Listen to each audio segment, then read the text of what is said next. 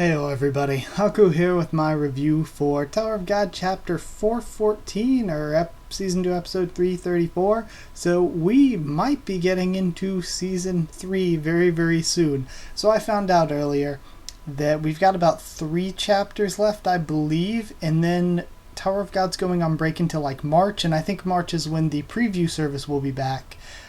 So these actual live reactions and reviews probably won't be back with the normal chapters or anything till like April.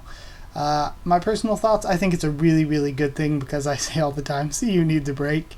I would prefer CU just maybe taking like a week off every month or something instead of these long breaks, but it is what it is. So that kind of changes my impressions of this chapter a little bit, knowing that this storyline is basically going to be over in 3 chapters, it would seem. And that we're going to get a break, and then probably maybe Season 3 when we come back, or maybe it'll just be another section of Season 2 like we got with Hell Trainer Workshop Battle. So we'll see how things go, we'll see what happens there. But I think it's going to be a good thing. During that time, this actually gives me plenty of time, I'm going to be doing stuff like I've been saying for forever, the things that you've all been requesting, a new top characters video, a new favorite arcs video.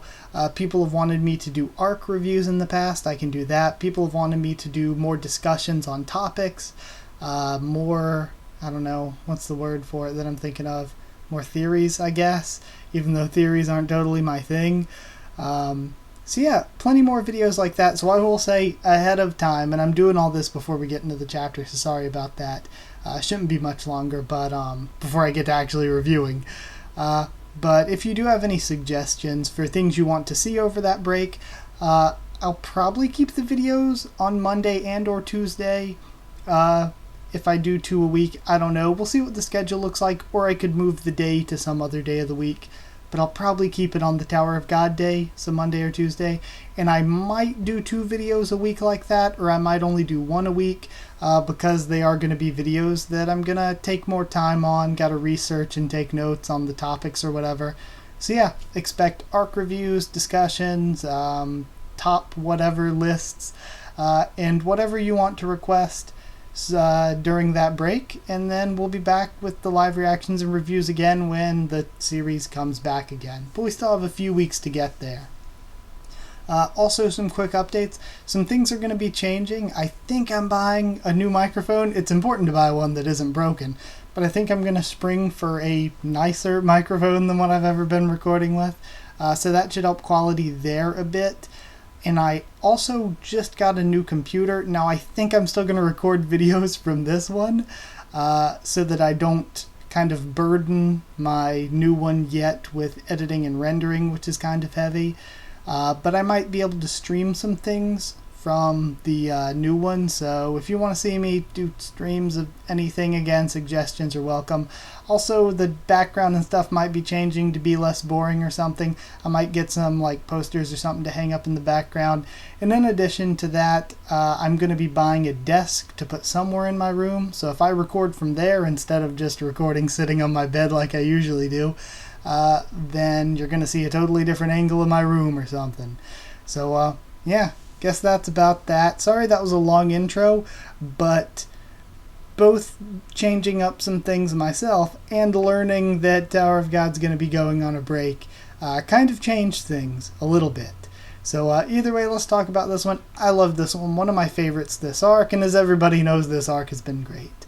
I think it was one of my favorites because it told a good story in one chapter of Bomb hitting Caliban with everything he's got, learning he needs to get stronger, and resolving to get stronger. Your basic shonen stuff where the main character hits an enemy way too strong for them and they're like, okay, you're an endgamer, or a close to endgamer, I'm going to need to come back to you much later on.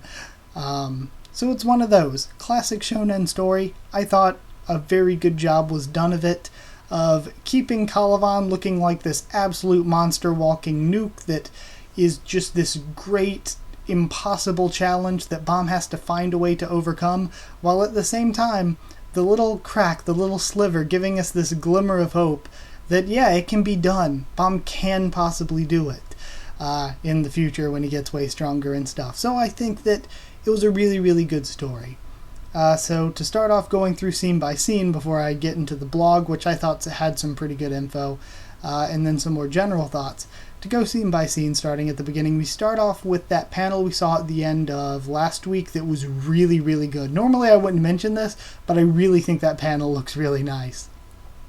We get a few shots of the second thorn, and the second thorn looks really cool.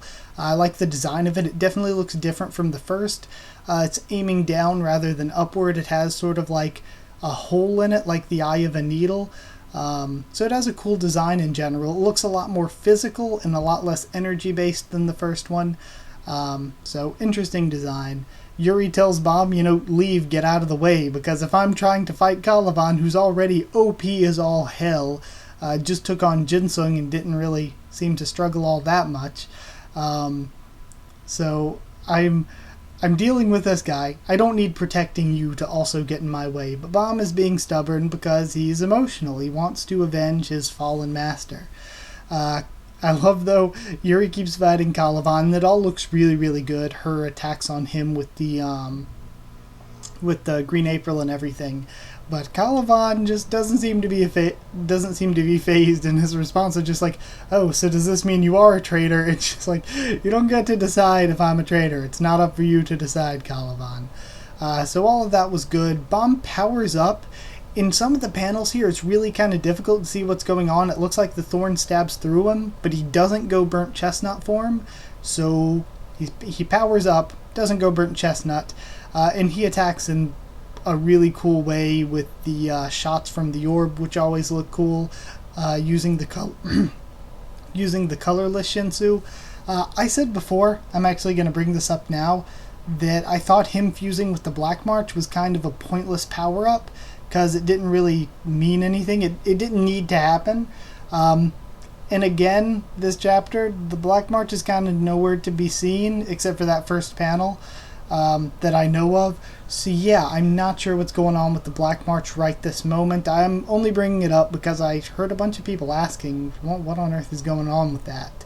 Yeah, Caliban still looking insanely badass during all of this. Bomb uses Stardust, his transcendental skill, and nothing, seemingly nothing, but maybe there's a little bit of growth from Bomb.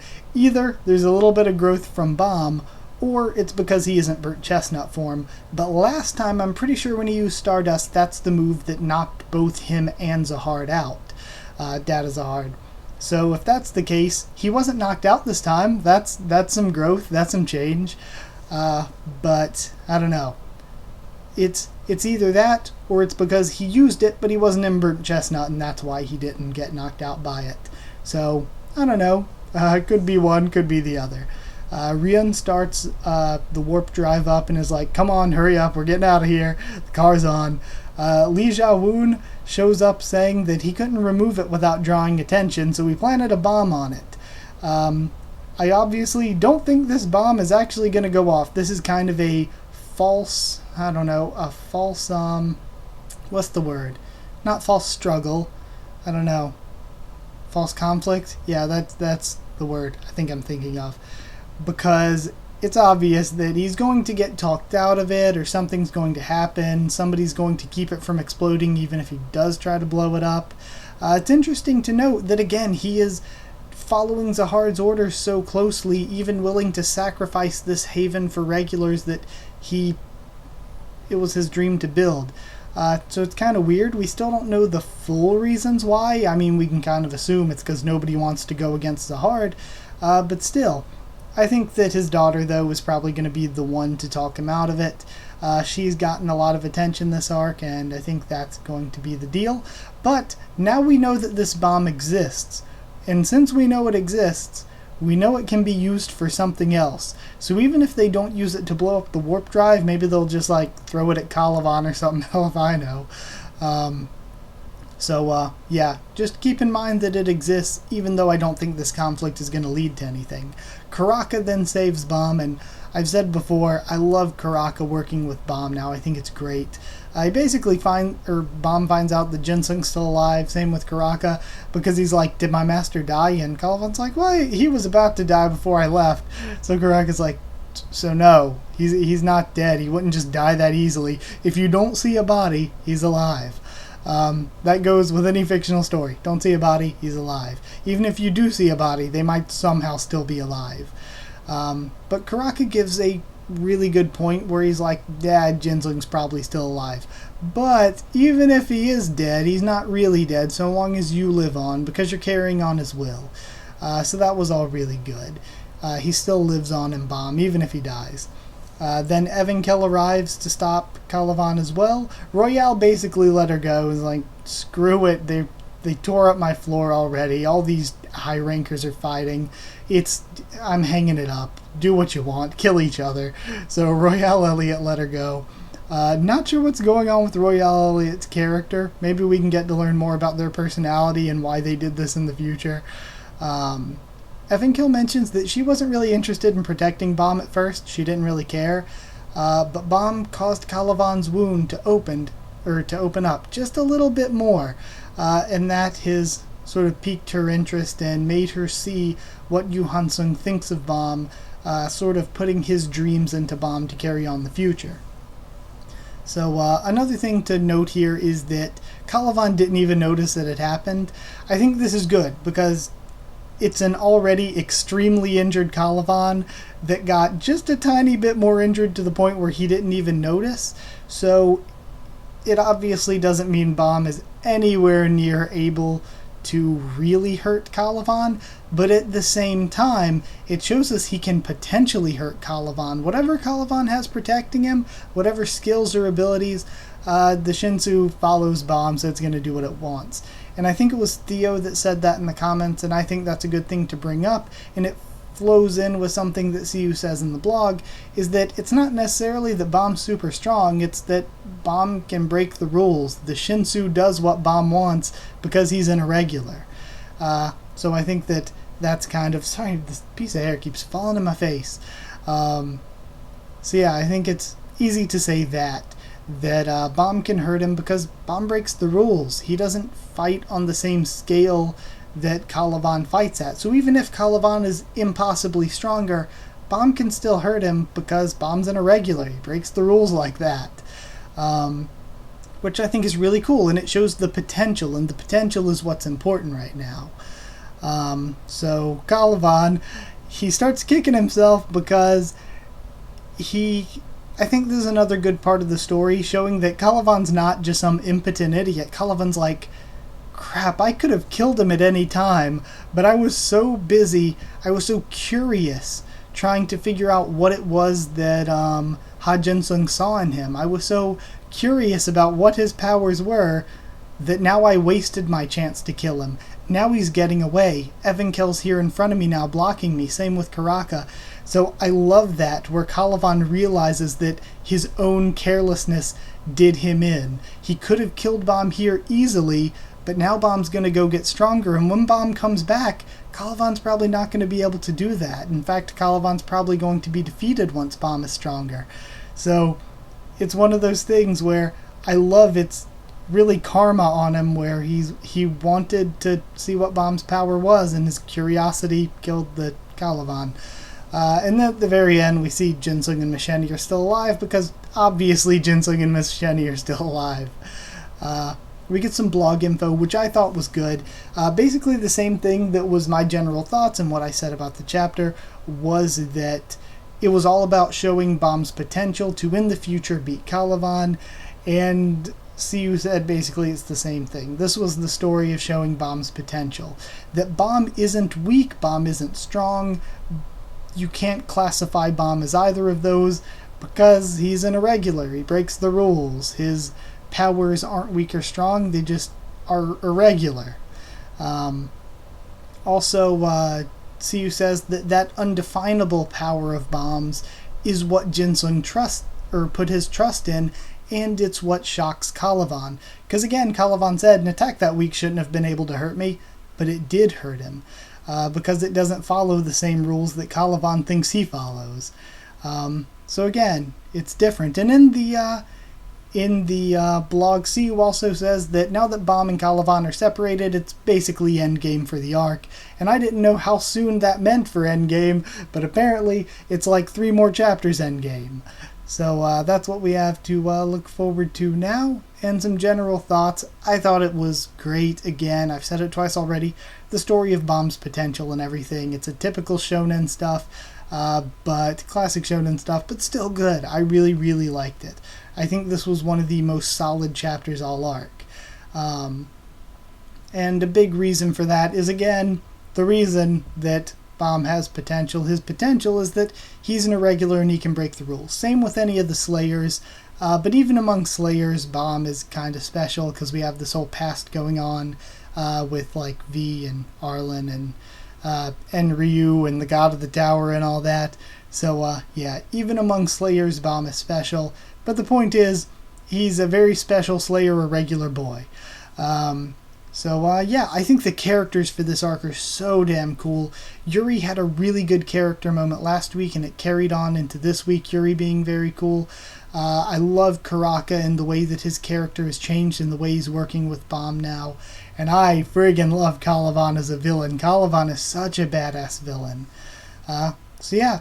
Oh, another thing that I loved that I think was good writing with this was that we saw with the flashback of Evankel and Yuan Sung and everything and learning about Yuan Sung's dream that Yuan Sung, his kind of raised Bomb to carry on his dream. He's not strong enough to do what he wants to do to change the tower, so he's going to get Bomb to do it.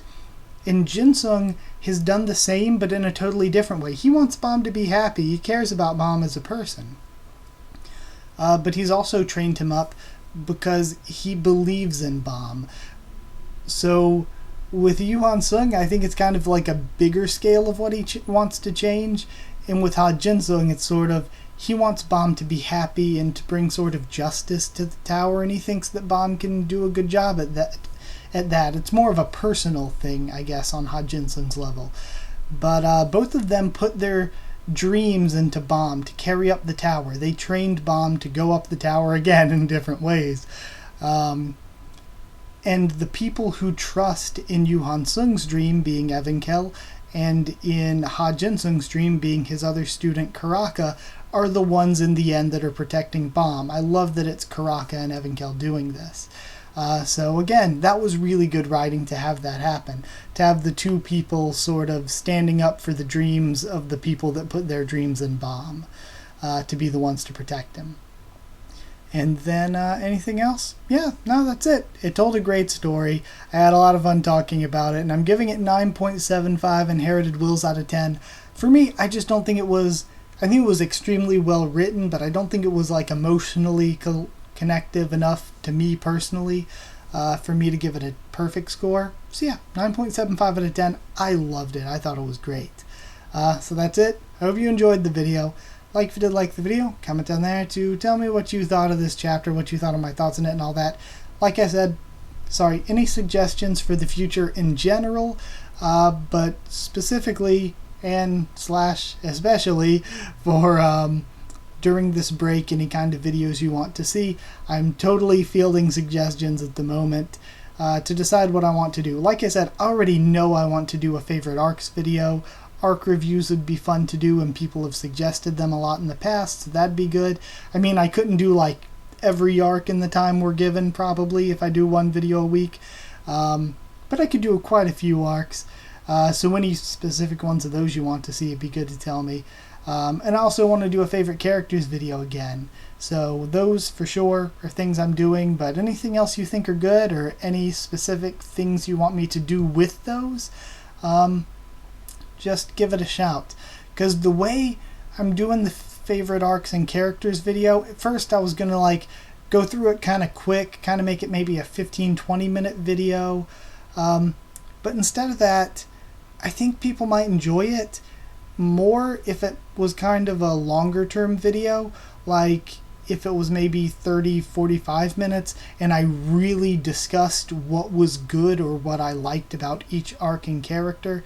I think adding more depth and detail to it could actually make it a much better video. and that kind of long-term content usually does well for people these days. So I'm thinking of that, but again, like I said, that's why I'm saying this, is because your suggestions matter to me. So yeah, I said like and comment, subscribe for more Tower of God much more on the channel. Like I said, I'm going to keep things going at least one video a week during the break, plus whenever I finally get back around to weekly Haku and A's, I think I'm going to try to start back this week with that, even if it's kind of a short, half-assed one trying to get back on my feet with those. Whenever I get back to doing that, we're going to have Tower of God discussion there as usual. I guess follow on Twitter if you want to. I can try to keep you updated there and stuff for the channel. And if you want to link to the Discord server to talk to me or more of us on Discord about this series or anything, then just ask and I can give you a link to the Discord server. One thing I am forgetting that I'll throw here right in the end before I leave the video, when the preview service comes back in March, I'm not doing the videos, the live reactions or reviews again until the official chapters are coming out in probably April. It's going to be 3 weeks after the preview service comes back. So I'm doing it that way like I've always done it, because I don't look at Raws or anything, because I want to do the live reactions to the chapters as they come out. People like the live reactions and seeing my thoughts as I read through. But in addition to that, going with the official release and everything and not reading the Raws and everything, it helps see you. I'm reading officially from a place that helps the person making Tower of God. And that kind of means a bit to me. So when it does come back, there's going to be 3 weeks there where people who do read Raws, I know you're going to be excited and waiting. But just be patient, because I'll be getting to it when the official release comes out. So yeah, that's it. I hope you enjoyed the video though. So thank you for everything once again, and I'll see you all next time.